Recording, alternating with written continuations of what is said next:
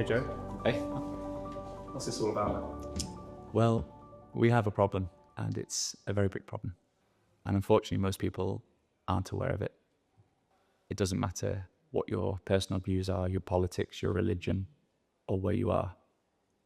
And once you see the problem, you can't unsee it. It's like a one-way door. But thankfully, we also have the solution. And it's this solution that I'm so passionate about sharing. And it's what makes me just so optimistic for the future.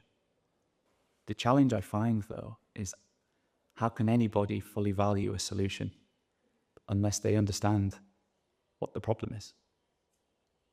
And so I put this presentation together for some friends, and it assumes no knowledge other than just being a human being with some life experience. And they encouraged me then to make this presentation into a video so I can share it with everyone.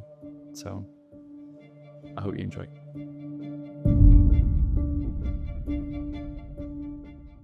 Welcome to What's the Problem? So what is the problem? Well, too many, unfortunately. I probably could have written twice as many things down on this slide. I think we all have that sense of unease. We all feel internally that things are not moving in the right direction in our lives, in the world. Like things are becoming harder, not easier. And I think for most of us, we would recognize some elements of these things on the screen as touching our lives directly or indirectly. And what I'm here today to show you is that all these things may seem unconnected, but they're really not. The primary cause of all of these is the quality of our money. Now we're going to do this through a story. So imagine there's this far off world where you have hundreds of smart people traveling on a ship. And this ship gets wrecked on a deserted island. This deserted island is so far from everywhere else, they're effectively cut off.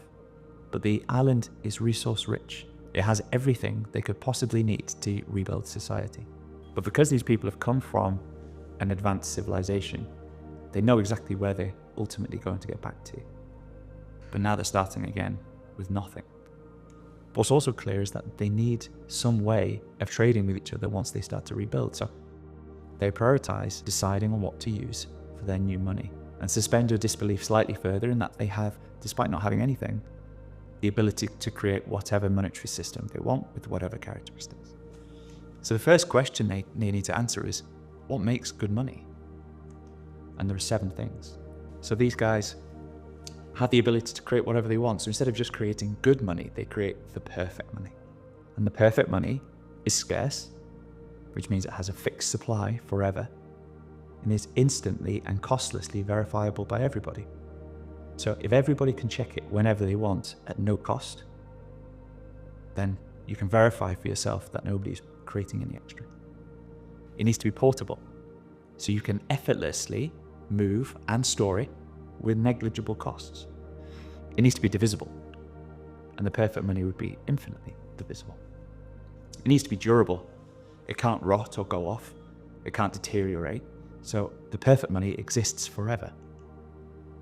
It's fungible, which means every piece is forever the same as every other piece.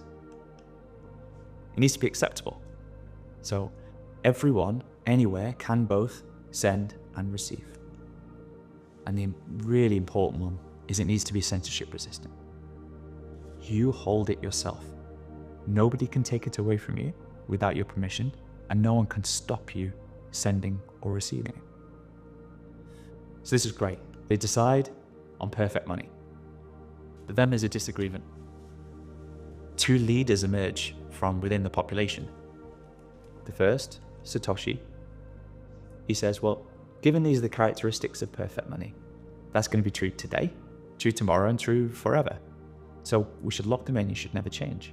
Whereas Fiatello, he says, well, I get that. I get this is the characteristics of perfect money, and I totally agree. But what if there's an emergency? What if we need to change something? What if the people we put in charge of our money feel like it's not working and need to make an adjustment? I think we should have the perfect money, but we should also have a big red button, which allows someone to press it and change any of the characteristics if we need to. Of course, no one ever will, but just in case.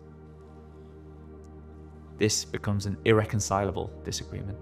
So a fairly drastic solution, but they build a huge wall right down the middle of this island. And on one side, they create the currency called Satoshis, which is perfect money always. And on the other side, are Fiatellos, which is perfect money, but with the options changing. Now this wall is so big, it cuts off the communication and the trade between both sides on the island. So effectively, they're cut off from one another. So to begin with, nobody has anything on either side of the island. So everyone's starting from zero. And initially, people have to be self-sufficient.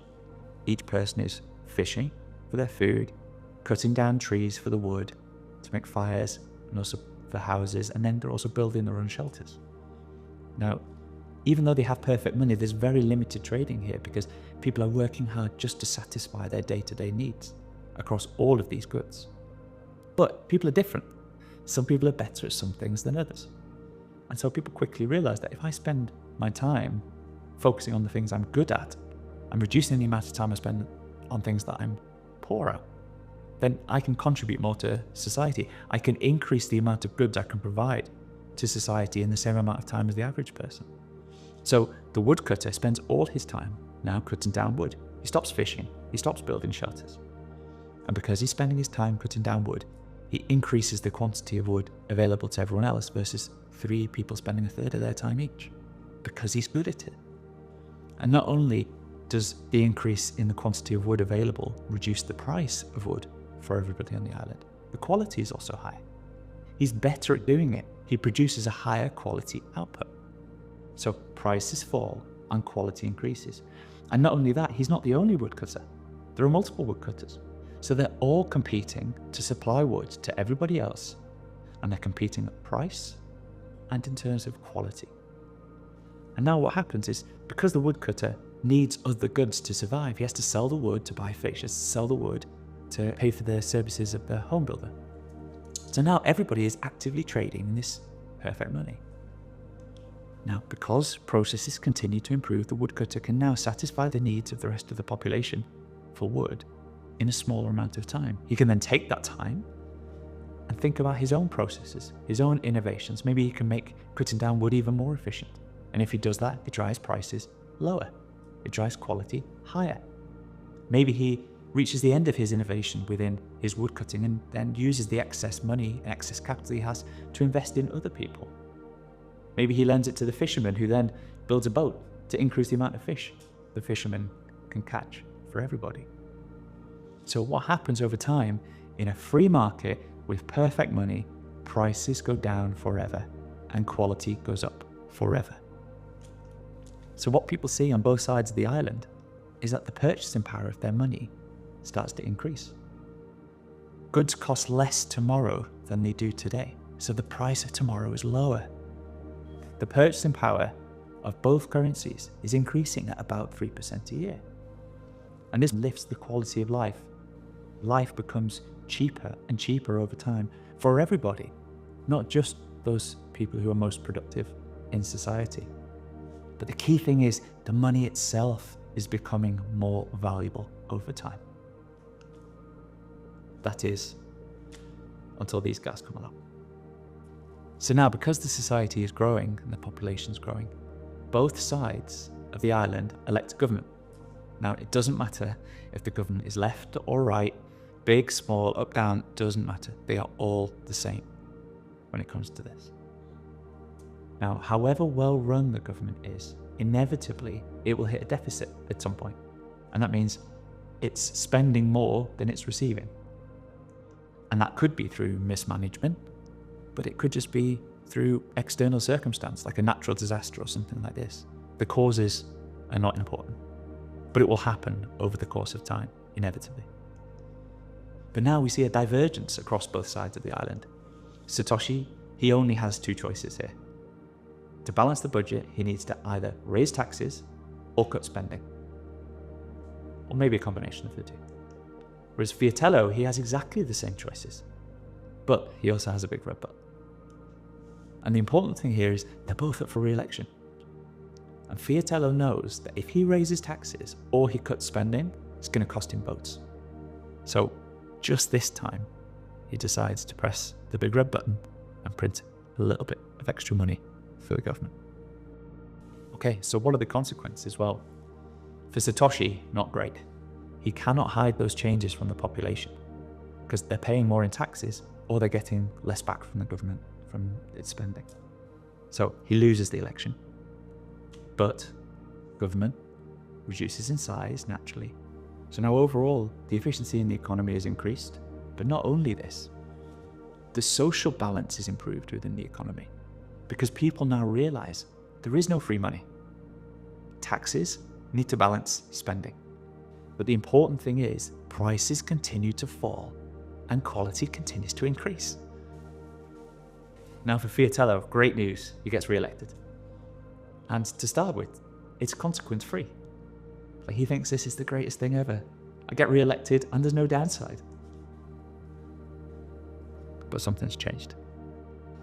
So what's happened? Fiatello's pressed the big red button, which has printed some money for the government, which has debased the currency. So what does that mean? He's increased the amount of money in the economy overnight. But he hasn't increased the amount of goods and services available in the economy overnight. So now there's more Fiatellos washing around compared to yesterday for each piece of the goods and the services. And this has three major impacts. The first is a distortion of price signals. The second is that it increases input costs for businesses. And the third, it leads to asset inflation. And that first one, distorting price signals, well, prior to Fiatello pressing the big red button here, all price changes in the economy were purely a function of demand and supply because this was a free market with perfect money.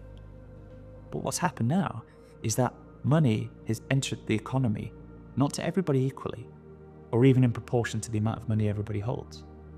The money has entered the economy via the government, and it enters via the government into the accounts of companies and people connected directly or indirectly to the government. So what Fiatello starts to see is price increases in certain parts of the economy. So the signal to everybody else in the economy is that there's an imbalance of supply and demand just in these sectors. So you see a misallocation of capital by the entrepreneurs in the market caused by the money printer. But not only that, it's human capital. It's smart people, it's active people who are trying to be productive, get sucked in closer to the government and not servicing the rest of the economy. The second is that business input costs increase. Now, every single business in Fiatello's country has at least a human being and some raw material inputs like energy or even some harder raw materials. Now, because the costs of these things have gone up, these businesses now need to try and change something about their product to maintain the small profit margins that ensure that they can continue in business. Now, the first and most obvious one is just to pass on the price increase to the customer. The second is to keep the price the same and the quality the same, but just shrink the product. So instead of having 100 grams, it's now 90 grams, but for the same price. Or the third one is to reduce the input costs. Now, this is where consumer inflation comes from. This is the only source of consumer inflation, is the money printer, causing businesses to make these changes. But if a business passes on the price increase outright, or it shrinks the product and the customer now just needs to buy more of it to satisfy the fact that they needed 100 grams, not 90 grams, both of those things reduce affordability. So the population is becoming poorer. They're going to have less disposable income, despite buying the same as what they bought yesterday.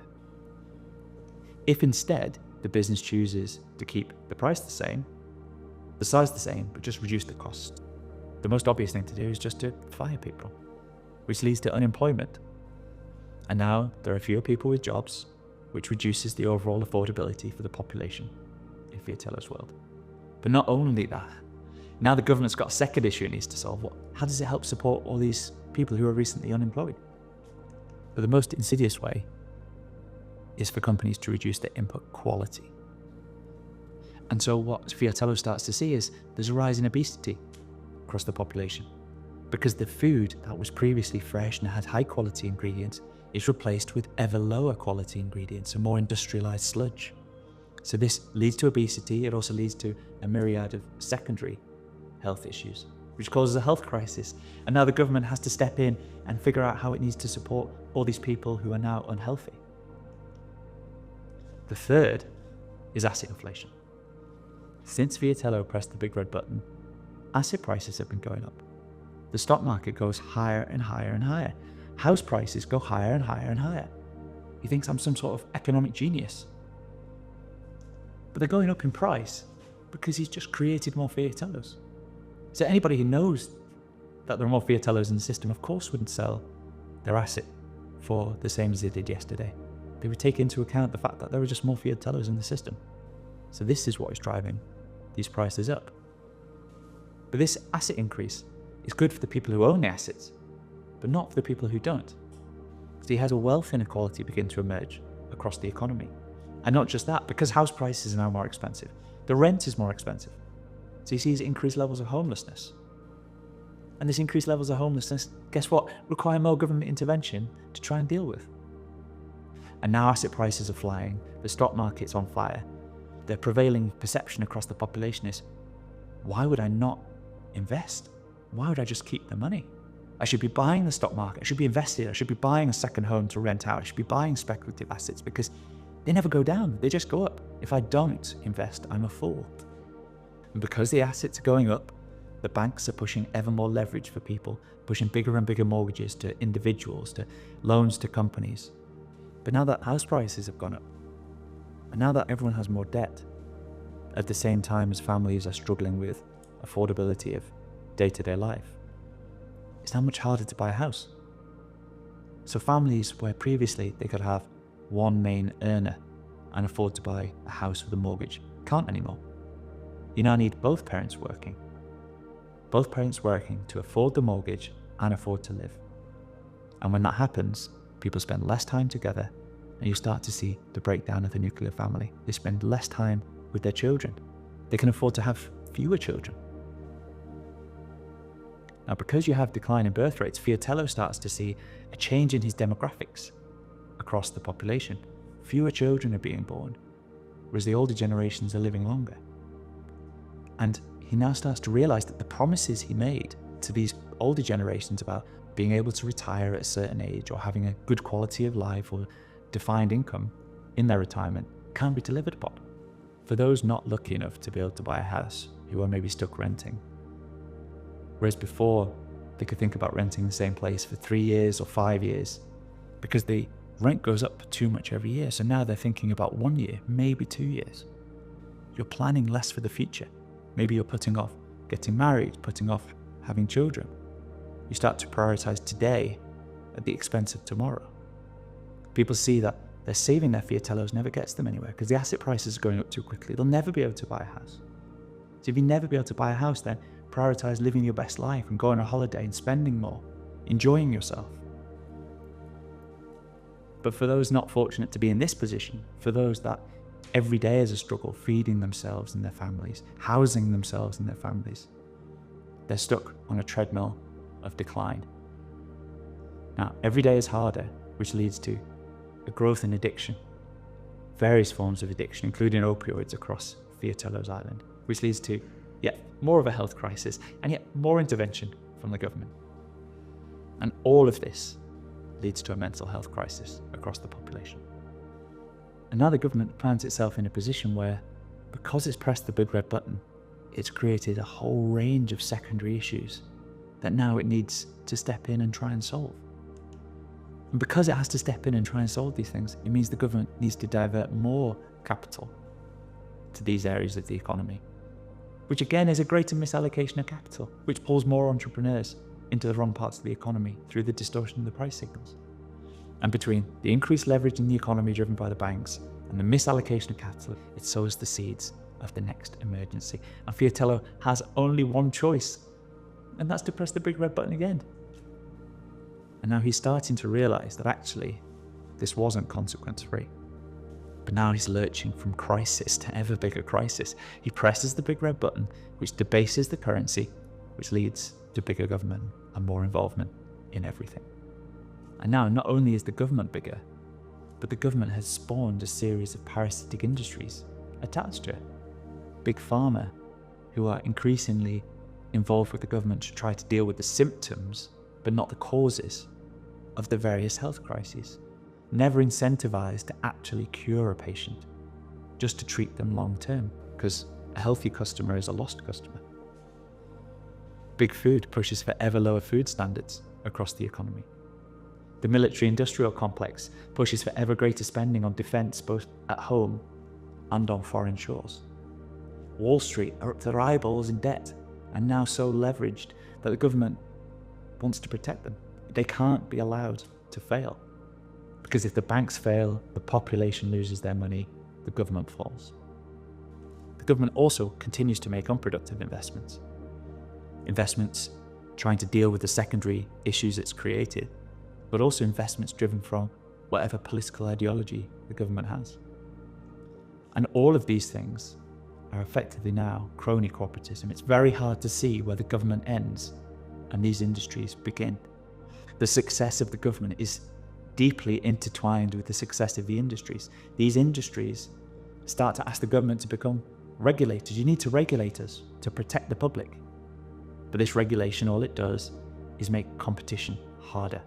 The 1, 2, 3 companies in each of these areas are now very, very close to the government. They supply the people for the regulator. When the regulators end their tenure, they go back and work for these companies. It stops smaller companies coming in and competing with them to then supply the government on better terms or with higher quality product. So quality starts to decline and prices start to rise, which of course is great news for these companies because profit margins go up. What happens then is the media gets captured. The government is teetering to maintain social stability. It's now protecting these industries at the expense of the population rather than the other way around. And because of this social balance that it needs to maintain, it can't allow free speech, dissent, alternative opinions, or questioning of anything that undermines the legitimacy of the government in any way. Not only that, the biggest advertisers for the media companies are the companies connected to the government. So the media companies increasingly don't want to upset their advertisers. And when you have a captured media and a military-industrial complex fomenting strife on foreign shores, you get the creation of the forever wars. And the wars themselves are actively supported by the Fiatello population because all they see in their media is that we have to do this because it's the right thing to do. And between the forever wars and the banking system bailouts and the excessive debt, it leads to the next emergency, but this time it's just so much bigger. And the only choice he has is to press the big red button again. But this time it's different. It's a massive erosion of trust. Every time he presses the button, more and more people become aware of what is happening. And this goes round and round and round until something breaks. And now Fiatello's starting to get quite worried. So what's happening to the money? Well, instead of increasing 3% a year in purchasing power, he's now losing 7% a year because he's printing 10% a year of extra money. And not only that, he's undermining the productivity in the economy by distorting all the price signals. So what happens to the Fiatello Island population?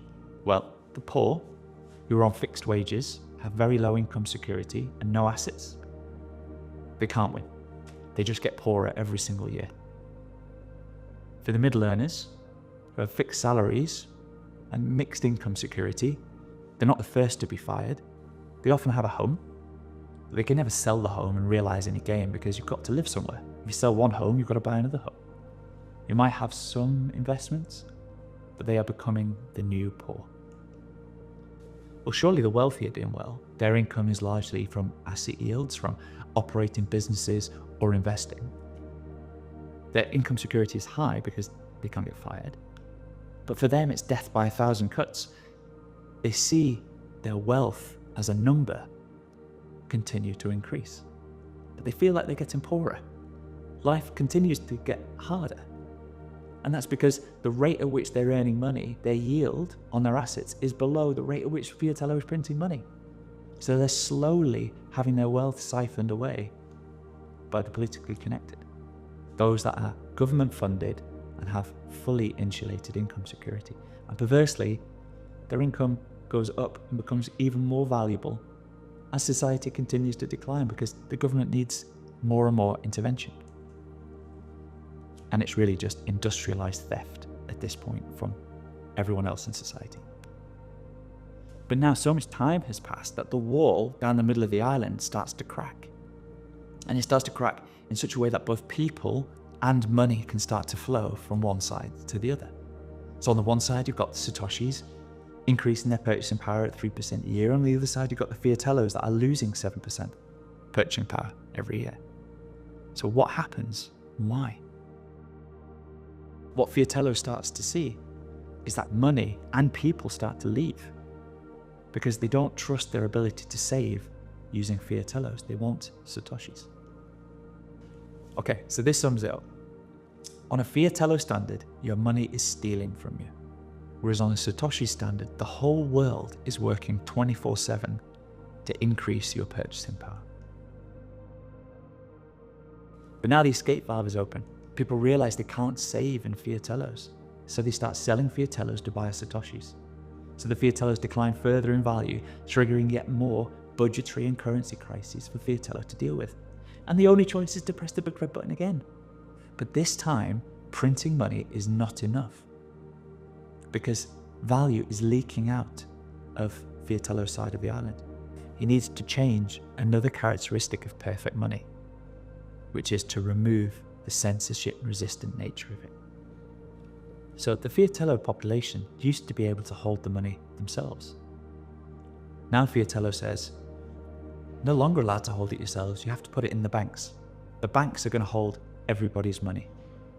The population now feel that they are guilty until proven innocent for making any transaction. The banks will check every transaction to protect you.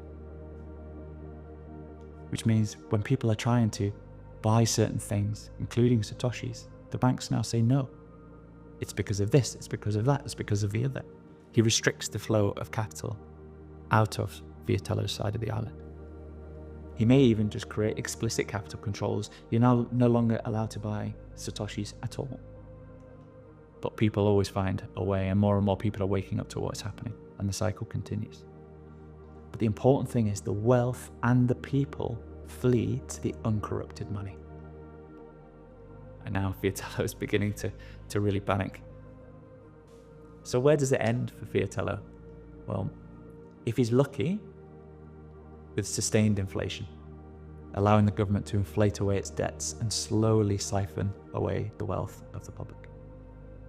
This may even border on hyperinflation. I say lucky because it's very hard to do that and maintain social cohesion, and something is likely to go wrong. It will definitely be asset seizures. Now that all the money is held in the banks, one day Fiatello will decree that we're all in it together, and the banks will hand over a proportion of that capital to the government. Just like in Cyprus in 2013, if you held over 100,000 euros in the bank overnight, 45% of that went to the government. The public was effectively bailed in to bail out the banks and the government from their own mismanagement. It also happened in the US in 1933. They made gold holdings for the individual illegal. And this lasted for almost 40 years. If you held more than $100 of gold and you were caught, $10,000 fine or 10 years in prison. And this is when $10,000 was a huge amount of money. Fiatello sees a rise in political extremism on both ends of the spectrum.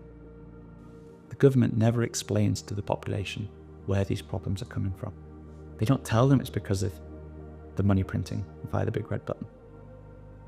They control the media. The government is protective of itself. They don't tell the population the truth. They don't help the population join the dots. They don't explain the link from the big red button to the issues. They blame it on the greedy businessmen or the billionaires or that foreign dictator or this or that. And then what happens is people ask for more help and more support from the government to deal with all of these issues. And so the only solution is the government's involved in everything. So at every step of this journey, the solution to all the problems has always been more government involvement. And so the people see these problems and vote for more government involvement to solve them. Or something worse. But in all scenarios, people want to hold Satoshis and not fiatellos. So if we go back to that list of 7 characteristics of perfect money, Fiatello only changed 2 of them. The other 5 are still exactly the same. And look where he ended up. Now, the reveal. And some of you may be slightly ahead of me here. The US dollar is just a terrible version of the fiatello. So the US dollar is corrupted on the same 2 key issues that the fiatellos were, but on the other 5 it's materially worse as well. In terms of portability, it's easy to carry, easy to pay, but it's not great for merchants. You pay instantly, but the merchant doesn't get the money for multiple days, and that's if there was no fraud or chargebacks. It's divisible, but only to a point, and removes the ability to do microtransactions, which will unlock potentially completely different economic models.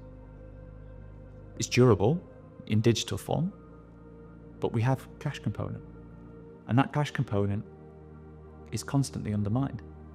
The notes are reprinted in terms of design every 15 or 20 years, so there's no ability for an individual to save outside the banking system. If you put notes under your bed or under the floorboards and leave them 25 years, they're worthless. Those types of notes have gone out of circulation.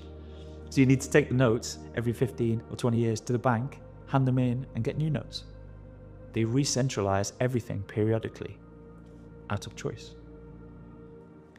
They're fungible, which means every dollar is the same as every other dollar, until it's not.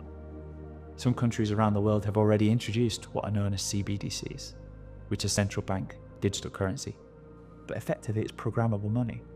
A specific dollar may have an expiration date. You need to spend it before this period of time elapses, or else it disappears. Or a dollar may have only specific use cases. You must spend this dollar on X or Y, or you must not spend this dollar on A, B, C. The dollar is very acceptable around the world, but you can't pay for it everywhere. And typically, most national currencies are only acceptable in their own country. And the US has a major fiatello problem.